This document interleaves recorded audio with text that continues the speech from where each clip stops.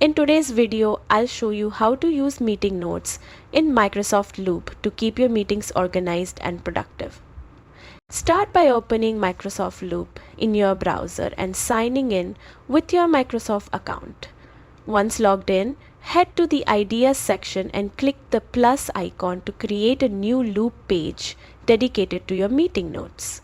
Select the meeting notes template, which gives you a ready-to-use structure for agendas, action items, and discussion points.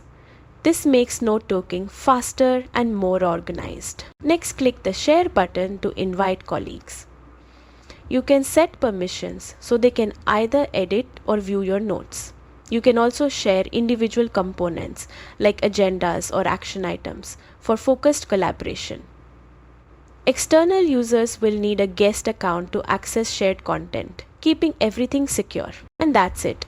With Microsoft Loop meeting notes, your meetings become streamlined, collaborative, and easy to reference.